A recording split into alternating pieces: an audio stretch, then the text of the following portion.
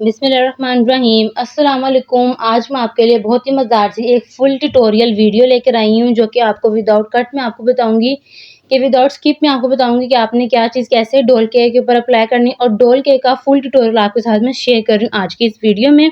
कौन सी हम डोल लेंगे, कितना हाइट का स्पॉन्ज लेंगे, कौन-कौन से मोल्ड के स्पॉन्ज लेंगे और विदाउट हम जो डोल केक का मोल्ड आता है उसके बगैर हम इसको किस तरह बनाएँ, किस तरह इसकी कटिंग करेंगे, वो सब बातें आज की वीडियो में मैं आपके साथ शेयर करूँगी। उससे पहले आपने क्या करना है कि आपने वीडियो को फुल वॉच करना है, तभी आपके क्या करेंगे कि आप एक इस तरह का खूबसूरत सा केक विदाउट मोल्ड अपने घर पर बना सकेंगे। तो इस केक को बनाना स्टार्ट करते हैं। सबसे पहले आपने क्या करना है कि एक अदद आपने यहाँ पर ले लेनी है डोल। डोल ले लेते हैं। इनके डोल के बनाना तो डोल तो हमें चाहिए, ऑब्वियसली बात है, ठीक है। उसके बाद यहाँ पर हमें स्पॉन्ज कौन-कौन से चाहिए। आपने यहाँ पर 1 लेयर ले लेनी है। 1 लेयर आपने यहाँ पर 6 इंच के मोल्ड की ले लेनी है। उसके बाद आपने यहाँ पर सबसे पहले आपने ऊपर देख लिया आपको 4 इंच का केक चाहिए, हाइट 5 इंच का केक चाहिए हाइट, और 1 लेयर आपने यहाँ पर ले लेनी है 6 इंच, यानी कि 4 इंच का केक, 5 इंच का केक और 1 लेयर यहाँ पर आपने ले लेनी है 6 इंच केक की, ठीक है। मैं आपको पाउंड में नहीं बता रही, मैं आपको इसको बता रही हूँ कि ये केक आपका कितने इंच की जो लेयर है उसमें रेडी होगा, ठीक है। यानी कि 4, 5 और 6 इंच का आपने यहाँ पर केक स्पॉन्ज ले लेना है, ठीक है।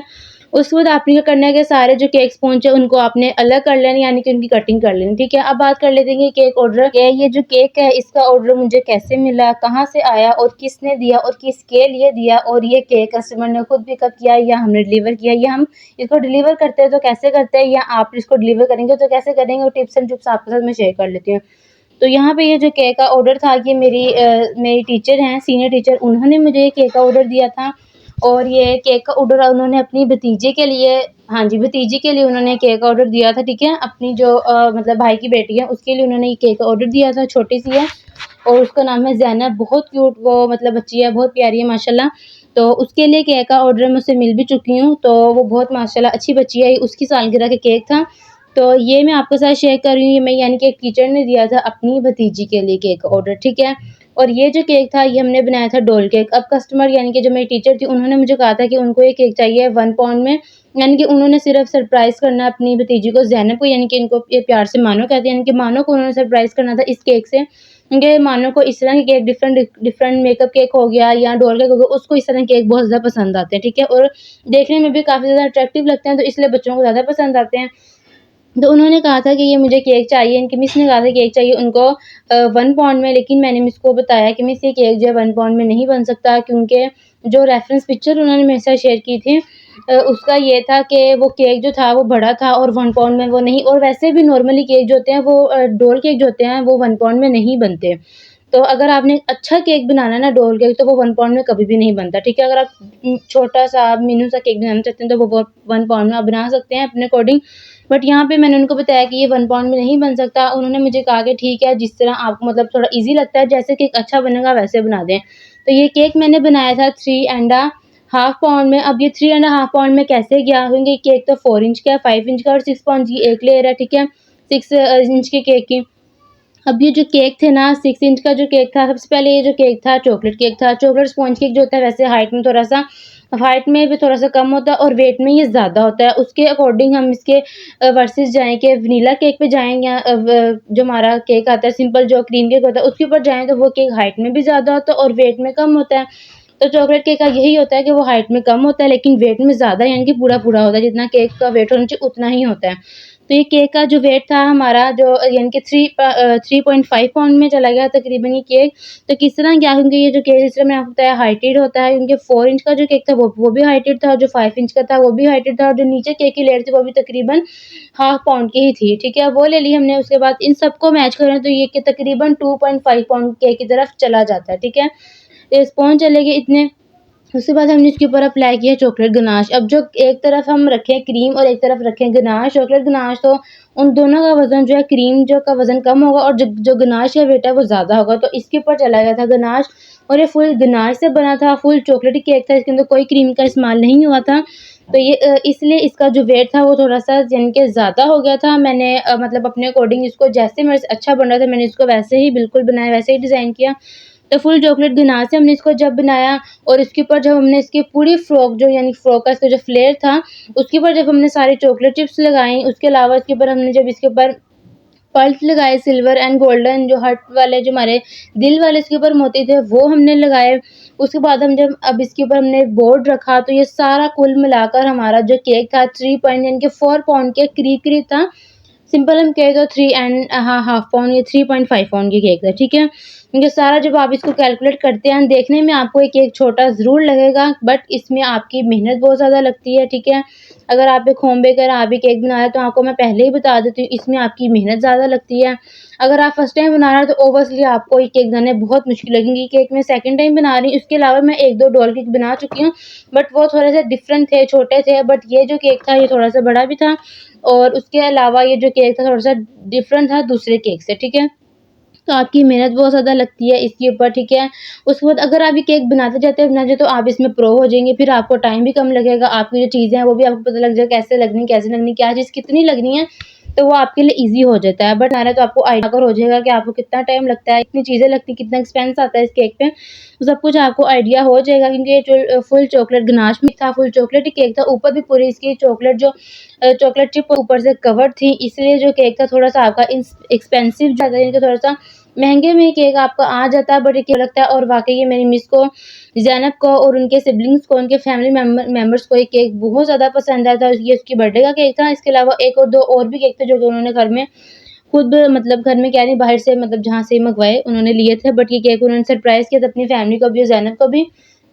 तो उसके बाद आप लोग देख सकते हैं कि मैंने जो सारे केक की लेयर्स उसके ऊपर गनाश लगाए, अच्छी तरह गनाश लगाया। गनाश लगाने के बाद मैंने क्या किया ऊपर इसके डोर फिक्स कर दी। अब डोर फिक्स करने से पहले आपने इसको फूड रैपिंग शीट से अच्छी तरह कवर कर लेना है। कवर करने के बाद आपने इसके अंदर अटैच कर देना है। अटैच करने के बाद आपने क्या करना है कि आपने इसको चॉकलेट गिनास से अब कवर कर लेना है। अब देखने से आपको जो नीचे टर्न टेबल है बहुत ज़्यादा मेसी लग रहा है, गंदा लग रहा है। वो आपको इसीलिए गंदा लग रहा है क्योंकि हमने इसकी कटिंग की है और कटिंग के दरमियान जब आप चॉकलेट गनाश की कटिंग करते हैं तो उसके दरमियान क्योंकि हमारा नीचे से बोर्ड भी व्हाइट है तो उसके दरमियान क्या होता है जब आप उसकी कटिंग करते जाते हैं तो ओब्वियसली बोर्ड जो आपका है वो गंदा होता ही जाता है।